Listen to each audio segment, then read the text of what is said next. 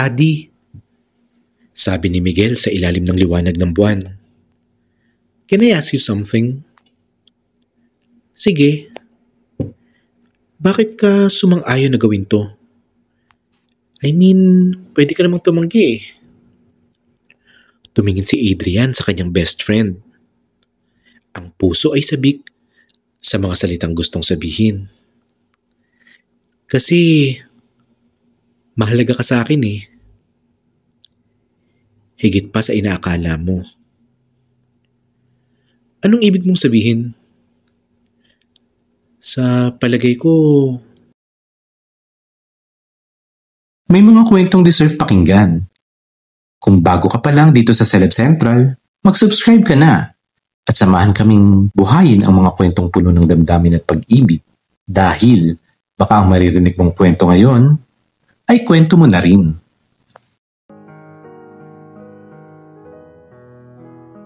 Bro, kailangan ko ng tulong mo. Natigil si Adrian sa pagtingin sa cellphone nang marinig ang boses ni Miguel sa tabi niya. Nakaupo silang dalawa sa kanilang paboritong spot sa cafe ng universidad. Ngunit hindi karaniwan ang mukha ng kanyang best friend. May takot sa mga mata ni Miguel. Yung uri ng takot na makikita mo lang kapag may malaking problema. Ano na naman yan, Migs? Tanong ni Adrian. Hindi pa rin naaalis ang tingin sa phone. Kung math homework mo na naman yan, alam mo namang bobo ako dyan eh. Hindi to homework. It's something else. Nakita ni Adrian kung paano natigilan si Miguel sa pag-inom niya ng kape. Parang hindi alam kung paano magsisimula. Promise me muna that you will say yes. At doon na nag-angat ng tingin si Adrian. Kapag ganyan kasi ang paraan ni Miguel ay alam niyang malaking pabor ang hihilingin nito. Yung uri ng pabor na mag-iisip ka lang matagal bago ka sasang-ayon. Okay, kinakabahan na ako ah. Ano bang kailangan mo? Huminga ng malalim si Miguel. Parang naghahanda para sa isang malaking confession. I need you to be my boyfriend. Nalaglag ang phone ni Adrian sa lamesa. Ang tunog nito ay umeko sa buong cafeteria. What? Shh! Hindi totoo, nagmamadaling sabi ni Miguel. Tinitingnan ang paligid kung may nakarinig ba.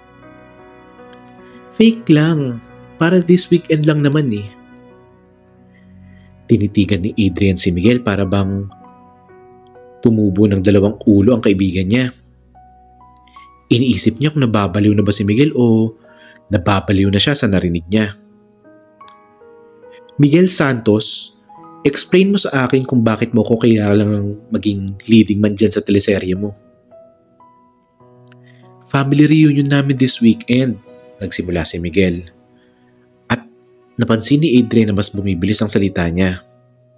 Lahat ng pinsan ko may dalang girlfriend or boyfriend na. Lahat meron. Ako lang yung single. Tapos si Tita Carmen, you know naman yung maingay na tita ko, di ba? She keeps asking kung kailan ako magkakaroon ng girlfriend. Last Christmas pa lang sabi niya na magsiset up siya ng blind date para sa akin. So, hindi mag-girlfriend ka na? Adi, you know I can't. Bumaba ang boses ni Miguel sa bulong. Yung uri ng bulong na ginagapit mo kapag may sinasabi kang mahalaga na hindi mo kayang sabihin ng malakas. Hindi ko pa kayang sabihin sa pamilya ko na naging malambot ang mukha ni Adrian. Alam niya ang struggle ni Miguel. Conservative na family, traditional na parents. Hindi pa ready si Miguel na mag-come out pero naisip niyang ito ang paraan para ipakilala na ang kanyang sarili. Nakita niya kung gaano kahirap para kay Miguel ang mga ganitong sitwasyon. Hindi pa niya sinasabi sa pamilya kung sino siya, pero may pakiramdam siyang alam naman nila ito kahit hindi na nila direktang pag-usapan. So, instead of girlfriend, Boyfriend mo ako? Tanong ni Adrian. Miguel, mas malaking problema yun. Kaya nga fake boyfriend lang. Nakikiusap na si Miguel. Halos maglapit na ang mga kamay niya sa harap na parang nananalangin. 1 weekend lang. Mag-pretend na tayo. Tapos after nun, we go back to being best friends. Simple lang, di ba? Tinitingnan ni Adrian yung desperadong mukha ng best friend niya. Si Miguel na palaging confident. Ngayon ay parang batang humihingi ng candy. Yung klase ng expression niya ay mahirap baliwalain. Lalo na kung best friend mo yung gumagawa nun. Migs, you realize na kailangan natin mag-act na couple, right? PDA, holding hands, yung mga sweet na bagay. Namula ng konti ang pisngi ni Miguel. Oo, naisip ko na yan. Pero artista naman tayo sa klase natin sa theater class, hindi ba? Kaya natin to. Bakit ko ba pinag-iisipan nito? Naisip ni Adrian. Siguro dahil nakita niya na kung gaano ka-nervous si Miguel tungkol sa family reunion nila. Siguro dahil mabuting kaibigan siya. O siguro dahil... Sige. Narinig ni Adrian ang sariling boses na nagsasalita. Hindi niya alam kung bakit. Ngunit narinig niya ang salitang yan na lumabas sa kanyang bibig. Pero may mga kondisyon ako. Biglang nanginginig ang mukha ni Miguel. Parang batang binigyan ng regalo sa Pasko. Kahit ano man yan, payag ako. Una, malaking utang na loob mo ito sa akin. Malaking pabor yan na dapat mo akong bayaran. Nagturo si Adrian sa kanya. Seryosong-seryoso ang mukha. Siyempre, pangalawa, we establish boundaries. No real kissing sa lips. Chick lang pero kung kinakailangan lang. Agreed. At pangatlo, turo ulit ni Adrian sa kanya na parang contract negotiation. You better coach me how to be your boyfriend para hindi tayo ma-expose. Ang awkward kung mabuking tayo. Ngumiti ng malaki si Miguel at hinawakan ng mga kamay ni Adrian sa mesa. Naramdaman ni Adrian ang kaginhawaan sa hawak ni Miguel. Thank you. You're the best friend ever. Oo. Umirap si Adrian. Ngunit hindi niya mapigilan ang ngiti sa kaligayahan ni Miguel. So, kailan tayo magpa-practice na para mag-boyfriend? Actually, tungkol dyan, ngumiti si Miguel ng nahihiya. The reunion is tomorrow. Tomorrow? Surprise! Nawalan ng lakas si Adrian sa kanyang kinauupuan. Parang nawalan siya ng sigla. Miguel Santos, minsan talaga. Ngunit nakita niya ang pagpapasalamat sa ngiti ni Miguel. At napagtanto ni Adrian na kahit gaano kagulo ang fake boyfriend na plano na ito, gagawin niya ang lahat para sa matalik niyang kaibigan. Kahit na magkunwaring in love siya kay Miguel ng buong weekend. Kahit na baka hindi na ito lubos na pagkukunwari. Okay, so ano ba yung mga basic boyfriend duties ko? Tanong ni Adrian habang naglalakad sila papunta sa dorm room ni Miguel. Normal couple stuff lang, sagot ni Miguel habang binubuksan ng pinto. Holding hands, sit close together, maybe mag-share ng food, yung mga ganun. Tumango si Adrian, sinusubukang baliwalain ang kakaibang kilabot sa kanyang tiyan. Madali lang yan, ano pa?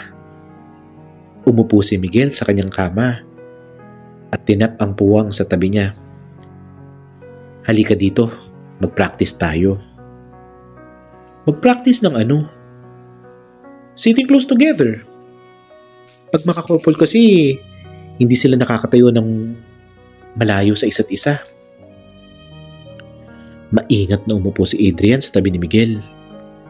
Nag-iwan ng halos isang dangkal na agwat sa pagitan nila. Agad na lumipat si Miguel papalapit hanggang sa magdikit na ang kanilang mga hita. Ganito, sabi ni Miguel na parang walang problema. Ngunit nakita ni Adrian na namumula ang mga dulo ng tainga ni Miguel. Tapos, dahan-dahang iniligay ni Miguel ang kanyang braso sa balikat ni Adrian. Komportable ka ba? Komportable? Hindi yun ang salitang gagamitin ni Adrian. Lubhang nakaramdam ng amoy ng pabango si Miguel. Sinusubukang hindi mapansin kung gaano kainit si Miguel sa tabi niya. Isang pahayag na pumasok sa isip niya. Oo, nakayanan ni Adrian na sabihin, komportable naman. Good. Ngayon, ang paghahawak kamay naman, sabi ni Miguel. At kinuha niya ang kamay ni Adrian. Huwag mong tigasan, relax ka lang. Sinubukan ni Adrian na mag-relax. Ngunit, paano niya i-relax ang kamay niya kung ginagapang ni Miguel ang palad niya gamit ang hinlalaki? Naramdaman niya ang init ng kamay ni Miguel at ang lambot ng kanyang balat. Ganito ba? Perfect! Ngumiti si Miguel sa kanya at naramdaman ulit ni Adrian ang kilabot. Natural ka na agad, Adi. Ginugol nila ang sumunod na oras sa pagpapractice ng mga kilos ng magkasintahan. Tinuruan ni Miguel si Adrian kung paano siya pakakainin ng natural. Sinusubukan ni Adrian na hindi titig ng titig habang kumakagat siya sa kutsara, kung paano ayusin ang kanyang buhok sa malambing na paraan, at kung paano tumawa sa mga biro ni Miguel tulad ng nabighaning kasintahan. Last thing, sabi ni Miguel. Tumayo siya. We need a story. Story? Kung paano tayo nagsimula? Tiyak na magtatanong ang family ko. Dapat magkatugma ang mga sagot natin. Nag-isip saglit si Adrian. Paano kung matagal na tayong matalik na magkaibigan, tapos kamay-kailan lang natin napagtanto na may nararamdaman pala tayo sa isa't isa? Yan! Perfect! Sabi ni Miguel. Not too complicated. Kapani-paniwala naman. So, kailan tayo naging official sa story natin? Last month? During your birthday? Nag-angat ng kilay si Adrian. Sa birthday ko? Anong nangyari sa birthday ko sa story natin? Tumingin pababa si Miguel. Biglang nahihiya. Malungkot ka noon kasi walang nagsurpresa sa'yo nung araw na yon. Kaya inaya kitang kumain sa labas. Tayong dalawa lang. Tapos, habang nag-uusap tayo, napagtanto ko na mas gusto na kitang maging higit pa sa kaibigan. Tinitigan ni Adrian si Miguel. Ang paraan na kwento ni Miguel ng istorya ay gamit ang malambing na boses at totoong damdamin. Tumutuhog na parang totoong-totoo. Tila posible nga. Tapos, natagpuan ni Adrian ang sariling nagtatanong. Tapos sinabi ko sa iyo kung anong nararamdaman ko. Nagpatuloy si Miguel. Tumingala para makita ang mga mata ni Adrian. Una, akala ko tatanggihan mo ako dahil magkaibigan tayo. Pero sabi mo, tumigil si Miguel. Naghihintay kay Adrian na ipagpatuloy ang kwento. Sinabi ko na pareho lang ang nararamdaman ko. Sabi ni Adrian na tahimik. Na natatakot lang ako na masira ang pagkakaibigan natin. Tama, bulong ni Miguel. Tapos, nagpa siya tayong subukan ng higit pa sa pagkakaibigan. Nakatayo sila doon sandali. Nalunod sa ginawa nilang kwentong pag-ibig. Tumutunog na tunay nga. At likas lang na hindi gawa-gawa lamang. Dapat matulog na tayo, sabi sa wakas ni Miguel. Maaga ang alis pa natin bukas, di ba? Oo, sang-ayon si Adrian. Ngunit hindi pa siya umalis. Mix? Oh. Paano kung mahuli tayo? Ngumiti si Miguel na napakakampante. Hindi tayo mahuhuli. Magaling tayong artista, di ba? At kilala na natin ang isa't isa na lubang madalian lang nating mapeke ang relasyon. At saka, isang weekend lang naman yun. Isang weekend lang, inulit ni Adrian sa sarili. Kaya kong magkunwaring boyfriend ni Miguel ng isang weekend. Habang naglalakad siya pabalik sa sariling silid ay sinubukan ni Adrian na huwag mag-isip tungkol sa kung anong gagawin at pakiramdam na hawakan ng kamay ni Miguel. O kung paano tumunog ang kanyang puso nang iniligay ni Miguel ang braso sa kanya. Pati kung paano ang kanilang peking kwentong pag-ibig ay parang bagay na tunay niyang ninanais na mangyari. Pagkukunwari lang to, sabi niya sa sarili. Pagtulong lang sa isang kaibigan. Ngunit sa kaibuturan ng kanyang kalooban, nagsisimula ng maunawaan ni Adrian na hindi lang pagkukunwari ang kanyang ginagawa at hindi lang pagkakaibigan ang kanyang nararamdaman para kay Miguel. Oops! Stop muna! Libre ang lahat ng BL series na mapapanood mo rito. Kung napapangiti kita, palambing naman. Pindutin mo na ang subscribe button para mas marami pa tayong sweet na kwento na pagsamahan. Maraming salamat! Oh my God, Miguel! You didn't tell us that you were bringing someone. Nagtakip si Adrian ng ngiti sa mukha niya habang tumatakbong papalapit sa kanila ang ina ni Miguel. Kararating lang nila sa lugar ng family reunion. Isang beach resort sa Batangas na puno ng mga kamag-anak ni Miguel. Ma, ito si Adrian, sabi ni Miguel. Natural na nahanap ng kamay niya ang kamay ni Adrian. Boyfriend ko po. Biglang tumahimik ang lahat. Naramdaman ni Adrian kung paano naging seryoso ang mukha ni Mama Luz. Ang mga mata niya ay lumaki sa pagkagulat bago pa natinging matalim ang pagtingin sa kanilang dalawa.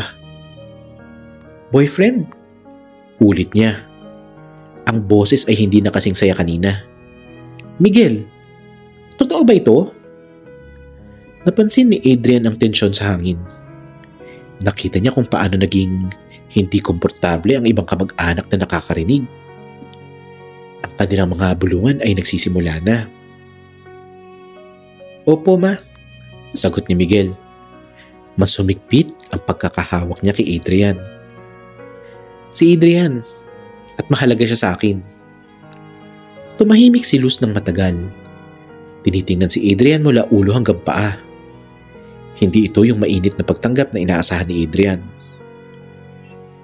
Gaano ka katagal? 1 buwan na po, sagot ni Miguel. Hindi makatingin ng diretso sa ina. 1 buwan? Ulit ni Luz. At hindi mo man lang naisip na sabihin sa pamilya mo? Naramdaman ni Adrian ang pagkakapit ni Miguel sa kanyang kamay. Tila hinahanapan siya ng lakas. Kaya naman lumingon si Adrian kay Miguel at ngumiti ng malambot. Ginagawa niyang mukhang natural ang kaba na nararamdaman niya. Tita, sabi ni Adrian ng mahinahon. Alam ko po na nabigla kayo para sa inyo. Hindi namin gustong magulat kayo pero... At tumingin siya kay Miguel na may lambing sa mga mata. Mahalaga po si Miguel sa akin. At totoo po yung nararamdaman namin sa isa't isa. Nakita ni Miguel kung paano tumingala si Adrian sa kanya. At para sa sandaling yun, nakalimutan niya na nagpapanggap lang sila. Ang paraan ng pagtingin ni Adrian sa kanya ay punong-puno ng pagmamahal at suporta. Tila totoo nga. Ayos ka lang, pulong ni Adrian kay Miguel na tanging siya lang ang nakakarinig. Oo, salamat, bulong pabalik ni Miguel at naghawak ang mga kamay para magpasalamat. Nakita ni Luz ang palitan ng lambing na mga tingin at dahan-dahang naging umaliwalas ang mukha niya. Halika nga kayo, umupo muna tayo. At habang naglalakad sila papunta sa mga upuan ay narinig ni Adrian ang mga bulong ng ibang kamag-anak. Boyfriend pala? Hindi ko alam na ganyan si Miguel. Naramdaman ni Adrian na mas lumapit si Miguel sa kanya. At nang makaupo na sila, natural na tumabi si Adrian kay Miguel. Ginagawang mukhang sumusuporta siya sa kanyang kasintahan sa mahirap na sandaling ito. Ikaw, Adrian, sabi ni Tita Carmen na bigla na lang sumulpot at masama ang tingin. Anong ginagawa mo? Nag-aaral po ako sa university. Parehas po kami ni Miguel, sagot ni Adrian. Ginagawa niyang maging magalang kahit na nararamdaman niya ang hindi pagkakatanggap sa kanya. Sagot ni Tita lang Carmen. At ang mga magulang mo, alam ba nila kung nasaan ka? Nabigla sa tanong si Adrian. Opo, alam nila. Sinabi ko sa kanila na pupunta ako sa family reunion ng matalik kong kaibigan. Matalik na kaibigan lang? Tanong ulit ni Tita Carmen. Hindi boyfriend? Naramdaman ni Adrian ang panginginig ni Miguel sa tabi niya. Hindi nila inaasahan ang ganitong pagtatanong. Tita, sabi ni Miguel. Lumingon siya kay Adrian at hinawakan ang kanyang mukha ng malambing. Matagal na rin naman pong kilala si Adrian sa bahay. Para sa sandaling iyon, nang hawakan ni Miguel ang mukha ni Adrian na may lambing, ay nakaramdam si Adrian ng mainit na kuryente. Hindi niya namalayan na natulala siya kay Miguel, na tila totoo na nga ang kanyang nararamdaman. Sabi ni Lola Rosas na nakakita sa kanila. Nakikita ko nga, may pagmamahal sa mga mata niyo. Ngumiti si Adrian kay Miguel, at sa pagkakataong iyon, hindi na niya alam kung pagkukunwari pa ba yun o hindi na. Salamat po Lola, sabi ni Miguel. Hindi pa rin binitawan ang mukha ni Adrian. At dahan-dahan, naging mas komportable ang paligid. Hindi pa man tuluyang tanggap, ngunit nakita ng pamilya ni Miguel kung paano nila alagaan ang isa't isa. Sa tanghalian ay umupo si Adrian sa tabi ni Miguel sa malaking mesa. Nakita niya na medyo malayo pa rin ang iba sa kanila, pero sinusubukan niya na makipaghalubilo sa mga ito. Tito Ben, sabi ni Adrian sa tito ni Miguel na katabi niya. Masarap po ang inihaw niyong isda. Tumingin lang si Ben sa kanya at tumango ng konti. Salamat. Awkward pa rin. Naramdaman ni Adrian na hindi siya gaanong tinanggap. Pero nang makita ni Miguel na nahihirapan si Adrian, lumapit siya at inilagay ang kamay sa likod ni Adrian. Mahal, sabi ni Miguel. Gusto mo ng tubig? Oo, salamat, sagot ni Adrian. At ngumiti kay Miguel na puno ng pasasalamat. Napansin ng ilang kamag-anak kung paano inaasikaso ni Miguel si Adrian. Kung paano niya sinisiguro na kumain na si Adrian. Kung paano niya inililipat ang pagkain na mas malapit kay Adrian. Nakita mo ba yun? Bulong ni Tita Rosa kay Tita Carmen. Oo nga, sagot ni Tita Carmen. Medyo naging malambot na ang kanilang mga boses. Siguro naman totoo yung pagmamahalan nila. Habang tumatagal ang hapon ay mas naging natural na ang kanilang mga kilos. Kapag nakikita ni Adrian na nahihirapan si Miguel sa mga tanong, lalapit siya at hahawakan ng kamay niya. Kapag nararamdaman naman ni Miguel na nahihiya na si Adrian sa mga mata ng lahat, ilalagay niya ang braso sa balikat niya. Maya-maya ay napunta na sila sa beach. Nang magkakaraoke na ang lahat, napilitan si Adrian na kumanta. Ay, si Adrian naman, sabi ni Tita Carmen. Kumanta ka naman. Nahiya si Adrian. Hindi po ako marunong kumanta. Walang problema yun, sabi ni Miguel. Tumayo siya at kinuha ang mikropono. Sasabayan kita. At doon, sa harap ng buong pamilya, kumanta sila ng dalawa ng Ikaw ni Martin Rivera. Hindi man perpekto ang boses nila, pero nakita ng lahat kung paano nila tingnan ang isa't isa habang kumakanta. Ang mga mata ni Adrian ay naki Miguel lang, at ang mga mata naman ni Miguel ay naki Adrian lang din.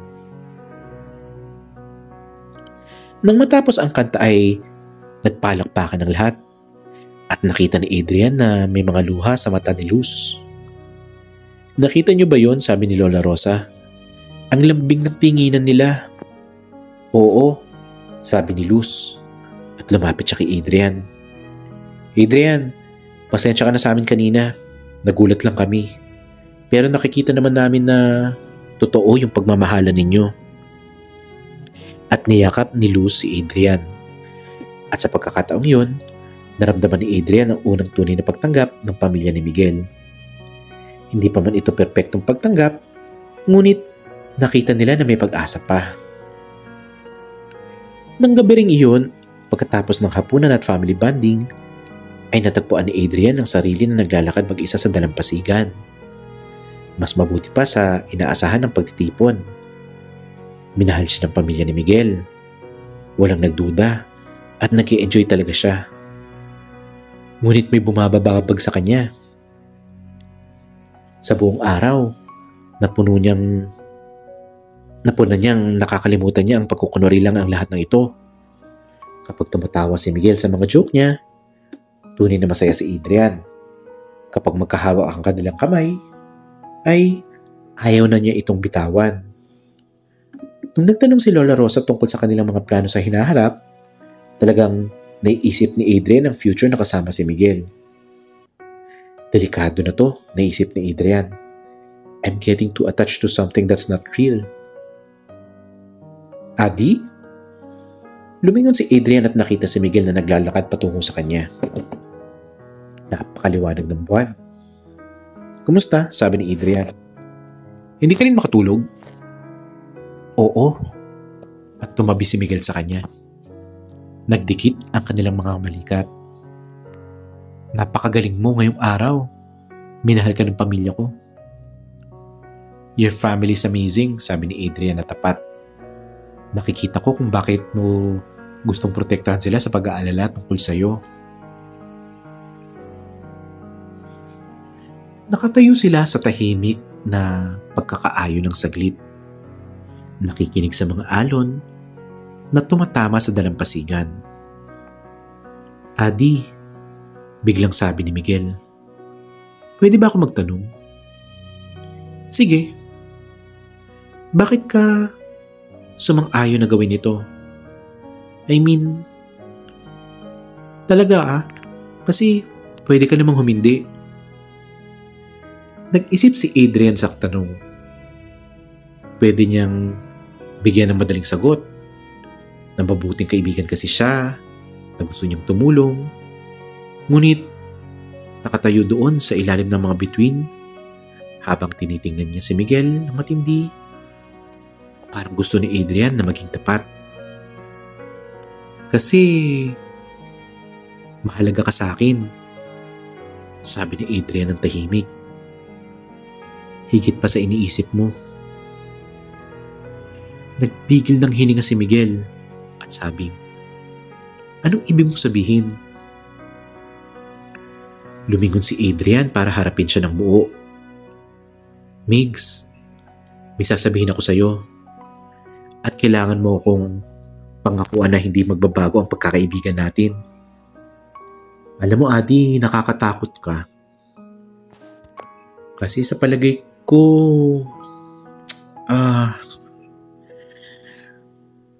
sa palagay ko mahal kita.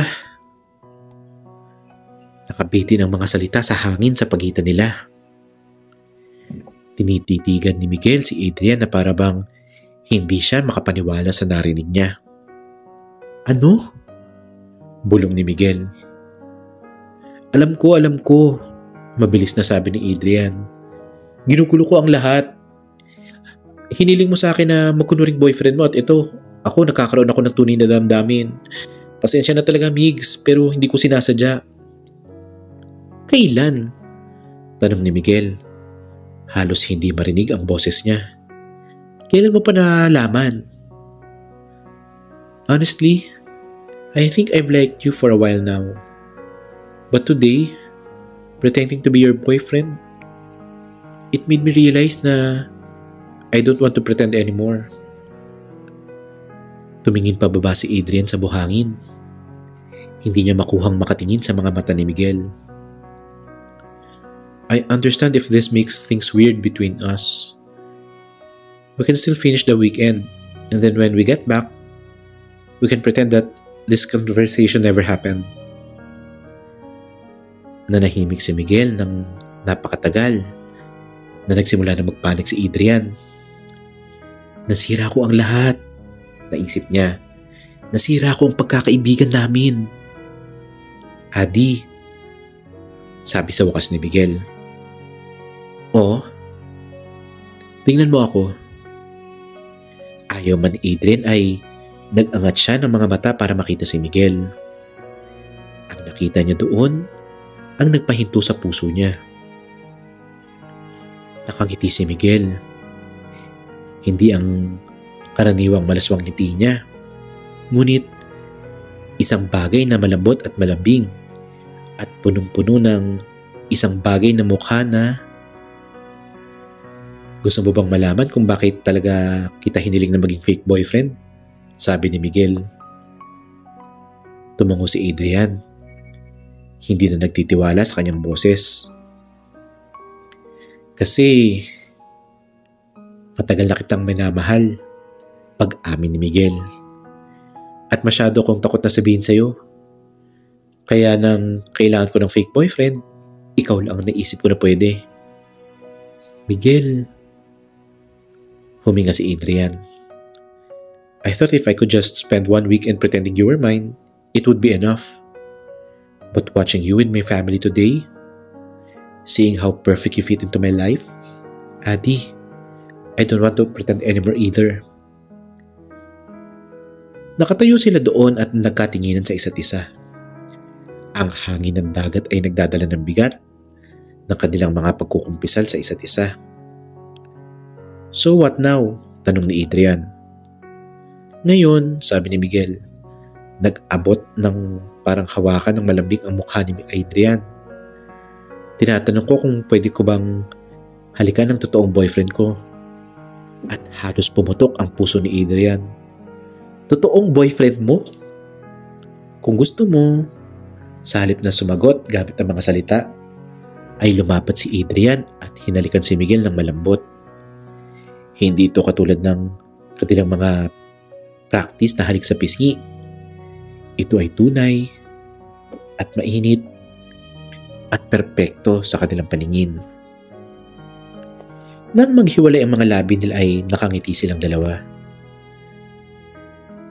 Kaya sabi ni Adrian, sabay kinuha ang kamay ni Miguel. Ibig sabihin ba nito, ang pekeng relasyon natin ay naging totoo na? Talagang totoo na, kinumpirma ni Miguel. Sabay kamay sa kamay ni Adrian. Walang pagkukunwari. Good, sabi ni Adrian at hinila si Miguel ng malapit. Kasi nagsimula na magplano si Tito Carmen ng kasal natin. Tumawa si Miguel. Ang tunog ay maliwanag at masaya sa gabi ng bilog na buwan. E di, wag natin siyang biguin. Habang naglalakad sila pabalik sa resort na magkahawak kamay ay napagtanto ni Adrian na minsan ang pinakamahusay na totoong relasyon ay nagsisimula sa kaunting pagkukunwari. At minsan, isang katapos ang linggo lang ang kailangan mo para mapagtanto na ang matalik mong kaibigan na pala ang pag-ibig ng buhay mo. Kinakabahan ka ba? Tanong ni Adrian at inaayos ang kwelyo ni Miguel sa ikatlong pagkakataon. Medyo, pag-amin ni Miguel.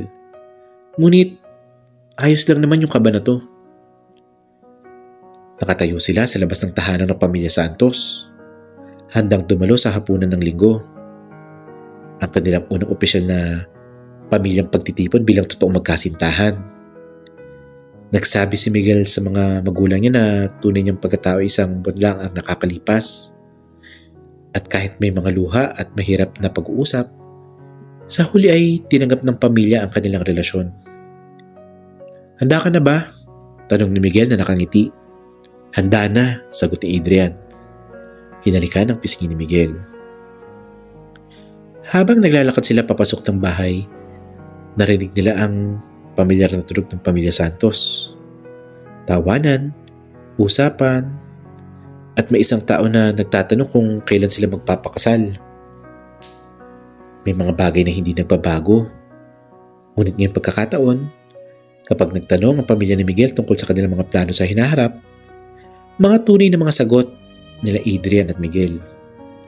Dahil ngayong pagkakataon, hindi na ito kunwari. Dahil ngayong pagkakataon, ito na ang magpakailanman. May mga kwentong deserve pakinggan. Kung bago ka pa lang dito sa Celeb Central, mag-subscribe ka na at samahan kaming buhayin ang mga kwentong puno ng damdamin at pag-ibig. Dahil baka ang maririnig mong kwento ngayon ay kwento mo na rin.